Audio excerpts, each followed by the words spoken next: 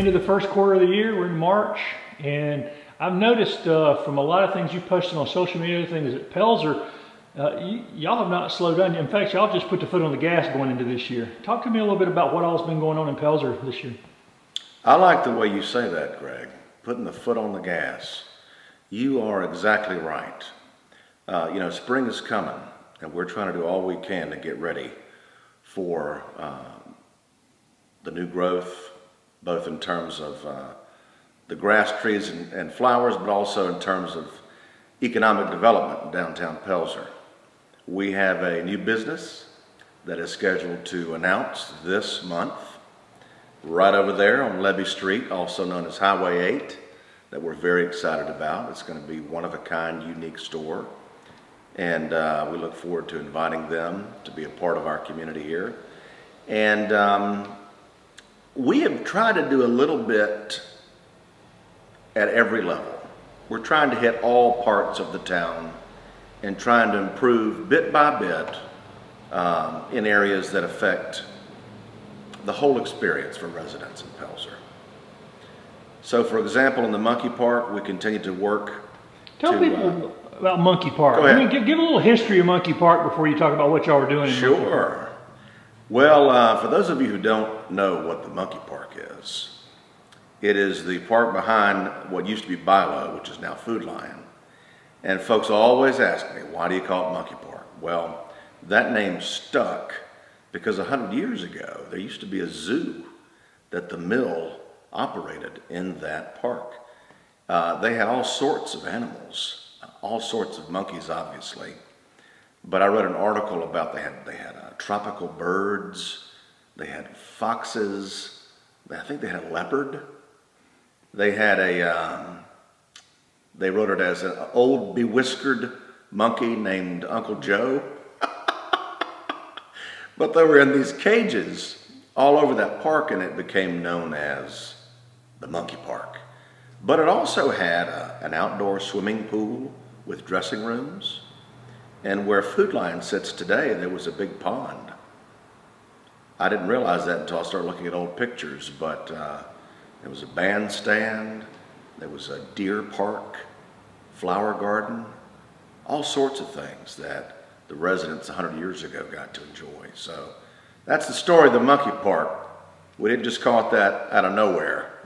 We had our own monkeys here, lots of them. And now some might say we still do. And so now you're doing a lot of things at Monkey Park to upgrade it and fix things up, right? Tell me about what y'all working on at Monkey Park now. Sure. We continue to cut down dead limbs, raising the canopy of the trees to make it safer, cleaning up trash. We put a bunch of lights in there so at night it's really bright. We added a handicap accessible swing set, which we're very excited about. It's our very first one. I'm told it's the first piece of playground equipment added to the Monkey Park in about 40 years. So that's exciting to have. And in the Monkey Park, we still have a lot to do. We want to add some fencing. We have surveyed the Monkey Park to see where it actually ends. We weren't really sure. And we're going to put up some really nice wooden fencing. We're going to do some grading. We're going to do some landscaping. Continue to do some tree work. Trying to make that area look really nice because it is the first thing you see when you come into Pelzer from the West Pelzer side on your left. And we want to make a strong impression to visitors, but also to have our parks be a place that our residents feel proud of. That's really important to me. And speaking of, the community building is also in the Monkey Park, right next to Food Lion. And I didn't know a lot about that building. I thought it was kind of an ugly, dingy shoebox of a building that was very unappealing. And we have our council meetings in there. And in the past, it's been rented out for events and such. But I didn't know the history behind it until I started digging. And I found out that that building has been there before 1910. It was an open-air skating rink. Had the same roof had a wall around the outside, but it was not closed in. And I found a picture of it as an open-air skating rink prior to 1910. At some point, they closed down the walls and added large windows, and it became kind of an activity center for kids in the summertime, senior center, and eventually the community building. But it continued to be a skating rink. And folks who've lived here a long time told me about how there used to be a disco ball hanging from the ceiling, that they played basketball in there. And I thought, there's no way. And there was something about a fire that happened in one of the adjoining buildings. So another council member and I were in there cleaning up one weekend, trying to get rid of some things that the building no longer needed. And we've wanted to restore it for a long time, but I had no idea about this history. And it turns out that around 1991, when Pelzer sold the corner of the monkey park to have Bilo be built there, the organization gave some money for the restoration of the community building, which is the first time they installed air conditioning. And what they did is they built these panel walls to cover up the original walls that were there, the big windows, and also put in like a drop office ceiling.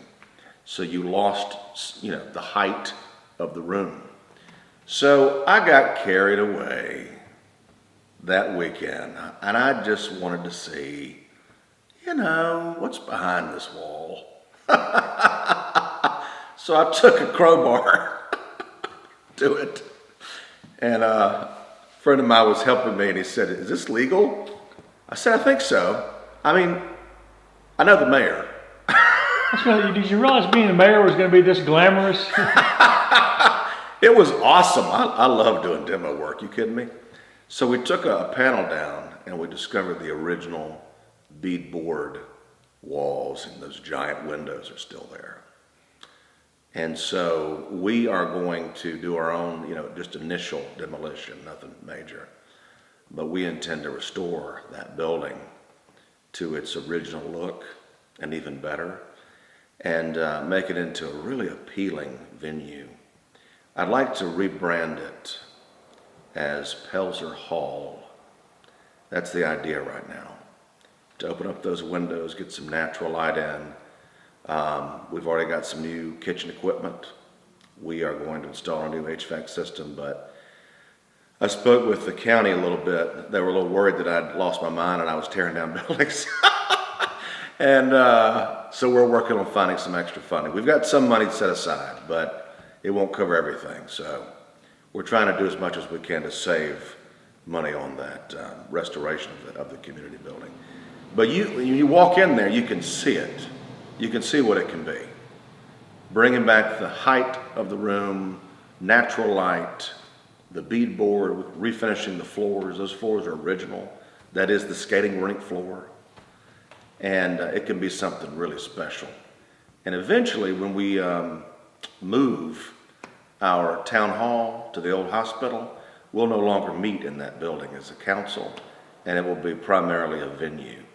Perfect venue for anything from parties to wedding receptions to reunions, and I look forward to seeing it being used again. It's going to be great. Tell me a little bit about the hospital and moving town hall. I think people Sure. Well, the hospital, as most people know it, was actually many things. It was built around 1890 by Captain Smythe as a lyceum, which is basically a fancy name for a library. Captain Smythe, who was the president of the Pelzer Manufacturing Company from like 1881 to 1923, he really ran this town, and he helped form many mills all over the upstate. He valued education, and he wanted to make sure that the mill workers had access to a world-class education. Part of that was this library, this lyceum, They'd have lectures, they'd do night classes, they had newspapers from all over the world, thousands of volumes of books. So, and I've seen a picture of what it used to look like, and it was just beautiful. Eventually, it became a hospital for many decades, and many folks who were from Pelzer were born in that building. And then eventually, it became the Pelzer Rescue Squad, and of course, they have their new building on Highway 20, I think built in the 1990s. So since then, the building has been vacant. And we are very much interested in repurposing it for a new town hall. If you've been to Pelzer and you've been to our town office, you know that it's essentially just a room with a little lobby. So we'd like to move things there and have all of our municipal services based in that one building. It's an iconic building. It's got that spire. It kind of looks like a little church, but I've never seen a building quite like it anywhere in South Carolina. And that's what's important to me, is to capitalize on our uniqueness of our architecture and save our historical assets and repurpose them for 21st century uses. So we've already planned it all out. We've looked at the architectural plans of how it is now and what we can do with it. So our new council chamber will be there, also a future magistrate court, town office, other offices and archives, historical archives. So it's going to be great, and it's going to be very expensive, but we're looking at historical tax credits. We are in a historic district right here, and we've done some initial work again also in that building. Just some beginning stuff, taking down the old sheetrock, exposing the old beadboard, and we've done some of that work ourselves. But obviously we're going to have to hire a company to do the big stuff. But I don't know the timeline on that, but it's in the plan. It's part of our master plan. We are committed to doing it, and I think it will become, I think, one of Pelzer's main icons. Well, that's transformative for a community to have a new town hall and Right. a central place for everything, right? And it is in the dead center of town. This area that we're sitting in right now, I like to call town center. It's where we're sitting in the historic gym right now, built in 1922. We do have plans to renovate this lobby and make it look like it used to when it was first built. There is a pool in the basement that is still there. I'm not really sure what we're going to do with that, but the old folks who live here or from here say they remember swimming in that pool when they were children, and that it was very cold, and it had a lot of chlorine in it, so that it burned their eyes and they were freezing. So they would be in the pool for a little while, get out, warm up outside and come back in and suffer some more. They must really wanted to swim. Well, it wasn't heated, and most of the light was natural light from windows. So even in the summertime, it was freezing. But back in the day, that was about all they had, so why not? And you have another big park green space here as well. We do. There's a lot of green space beside us here called Wardlaw Park.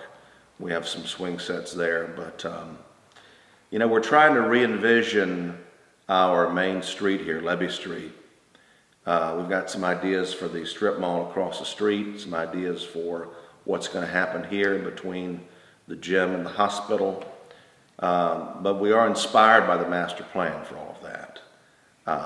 We've got a great team. We've got a great vision. It's just a matter of connecting those dots, finding the money to fund this. I think it's all possible. I think that Pelzer is on the verge of a major comeback, and one of our council members coined the phrase, the Pelzer comeback. I love that. It's like, yes, we are going to come back, no matter what. Because if you know anything about Pelzer, this was a hip happening place. In 1950, Pelzer was larger than Simpsonville and Fountain Inn and Malden. Can you believe that? And here we are in the perfect location, right on the Saluda River, 30 minutes from Greenville, Simpsonville, Anderson, and Easley, on a major highway, the intersection of two major highways. We get 10 to 12,000 cars a day coming by here. So we are ripe for something amazing coming. And I think that if we play our cards right and we think about smart growth, we think about what makes Pelzer unique, how do we save that, how do we capitalize on that, and also how do we reinvent ourselves? Because yes, we are a mill town. We'll always be a mill town at heart, but the mills are gone. So what's next? That's the question. What's next? What will define Pelzer in the next 5 years or the next 50 years? It's not going to be a cotton mill. It'll always be a part of us, but we've got to plan ahead. We've got to make those decisions. We can't let the world happen around us. We've got to have a plan, and we've got to execute that plan aggressively. You know, you said put the foot on the gas, so to speak. I feel that way. I feel like every day is important. We have a plan for our maintenance staff every day. We're doing small things to try and shape the perspective of Pelzer, to tell the narrative, the story of our town in a positive way. You know, Pelzer has experienced a lot of negativity in the past few decades, and it's time that we change that story. And part of that, you just went through the rebranding. Are the signs and everything ready to go up? We just put up our new town banners featuring our brand new town branding. They are awesome. They feature our logo. They feature an element of our new municipal flag. And each of them has a drawing of an iconic Pelzer building on each of them. And what we did differently this time from past banners is that we spread them all out. So you're going to see them on Levy Street, our main street, but also up there on the entrance to the upper mill on Smythe Street, and close to the lower mill down here on Courtney Street, so that you see them when you're coming in to Pelzer from all directions. And they're really beautiful. We put a lot of thought into our branding. And right now we're working on ordering a lot of merchandise, and we're going to be selling it out of our town office for a little bit of profit, and that profit will go to the restoration of the hospital. So we're going to have t-shirts and hats and pins and stickers and all kinds of fun stuff. And we're also working on getting a new sign for the town office, because folks find it hard to find sometimes. The GPS is kind of messed up, but our old sign was stolen. So we're going to make a bigger and better sign and bolt it real good. And speaking of town hall, we are renovating our little tiny lobby in there, and it looks so good. You know, again, for the longest time, I'd come into the town office and kind of be embarrassed because it was kind of dirty and dingy and musty and dark and unappealing and unimpressive. So we thought, let's spend a little money and let's make this look good, so it's something we can be proud of, so that when visitors come to us, they'll think, oh, this is nice. So we've exposed the beadboard. We've added new beadboard. We ripped up this nasty old linoleum and found the original hardwood floors still intact. And we've picked some great colors. We've expanded the shelf where folks come to pay their bills.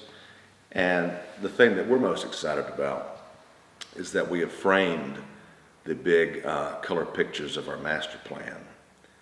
And they look great. Rena across the street did a great job framing them. We're going to have them on the walls, and we have found some decor that harkens to our textile mill past. We actually went down here to Betty Boop, and she had some spindles and shuttles that actually came from the mill itself. And so we've got some stalks of cotton and some old, mill machinery parts that we're going to display. So when you come in, you're going to know that we are a mill town. We got some framed pictures of the lower mill and the upper mill. So when it's all said and done, it's going to be very impressive. And that's the thing. It's all about the details. That's how you make an impression. If you don't care about how you look, why should anyone care about your town? So when they come into our town office, they're going to be impressed. And we're trying to get that same feeling all over town. We're almost here at spring. I can't wait to do some landscaping, to plant some new trees and shrubbery and flowers and do some mulching. And, people, they notice that stuff. And not just the folks who live here, but the folks who drive through.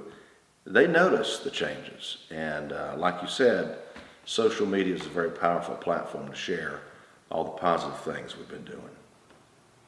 And speaking of that, what feedback, you mentioned some of the people who've lived here for years, what kind of feedback are you getting from them on all these new moving ahead kind of changes? They're excited. They're thankful. A comment I get a lot is, "This should have been done a long time ago." But even the small things like straightening a sign, replacing a stop sign that's faded, cleaning a sign so you can, read what street it is, or cutting a limb that's in the way, or brush that blocks the view of a place to turn, Folks really appreciate that, because I think for a long time a lot of Pelzer folks have kind of accepted the situation, kind of given up. And if we can do something to inspire hope again, and to say, folks, we're not done here. And if we truly believe our best days are ahead of us, we've got to get behind that, and we've got to inspire everybody who lives here. And so the response, to answer your question again, the response has been very positive. I love getting texts from my neighbors and saying, "Oh man, I just drove by this and I love what you're doing. Oh, this is great. Keep it up, keep it up." And it's, it's those small things, We don't have taxes. We don't have business licenses. We basically just have hospitality funds to work with, and really not much of that. But if you invest those hospitality funds in ways that are tangible and noticeable, that pack a punch, you can do a lot with that. Anything to, promote tourism, to improve our common spaces, our green spaces, our public buildings. We're going to do that, and folks are paying attention. And the idea of creating community, people are longing for that community connection. That's right. If you talk to any of the old timers who lived here back in the day, they say, every time, Pelzer was a big family. Everybody knew each other. We never locked our doors. We all went to the same schools, the same churches. And it was that sense of idyllic community, almost like, Mayberry or something, that you never find anymore. It's a different world. So you're right. If we can do more to inspire a sense of community, that's going to make a major difference. One big thing we did this past year was to resurrect the light people. And that was done by that family. That was their initiative. They wanted to do it. We relocated them right here on Levy Street. And I got to be a light person. Remind people what the light people are if somebody doesn't know. Well, if they don't know, they're not paying attention. This is the world famous light people of Pelzer. So this started back in the early 90s, I think. Granny Watson wanted to do something special. She started dressing up like Santa Claus, I believe is the story. And then a neighbor down the street started doing the same thing. So she had to think of a way to, I guess, outdo her neighbor. I don't know. So she sewed a bunch of lights onto some clothing and plugged herself into an orange extension cord into her home. And she was the first light person. And that became an annual tradition and just got bigger and bigger and bigger. And so she unfortunately passed away a few years ago. And our family wanted to bring it back this year, especially because of the pandemic and how it's just affected everyone's lives. So we plugged in and got lit every night. From like Thanksgiving to Christmas, right? That's right, that's right. And I was taught how to make a light suit. You got to make your own. So I got some coveralls, and I bought some battery-operated LED lights. And like, if you want to do it right, you need to plug in, right? But you know, I wanted to be mobile. So I took safety pins, pinned them all over my suit, and I had 600 lights on. I looked like my own galaxy. It was awesome. And we stayed out there for 2 hours, and it feels like, 15 minutes, because the folks that drive by, their faces light up because they remember doing this every year, coming to see the light people. And it's so much fun to see the little kids who've never seen the light people thinking, what in the world? Because when you're coming down the street, I mean, you can see us. I mean, it's just very bright, I mean, just covered head to toe. And again, see, it's unique to Pelzer, and those are the kind of things we have to feature every time. So that was a big morale boost for the whole community. I also saw more people decorating for Christmas this year than I have in the past, and that was great to see. So, it's like they say, dropping a pebble in a pond. And the pebble's very small, but those ripples get bigger and bigger and bigger until you affect everything around you, and that's what we're trying to do in every way we can think of.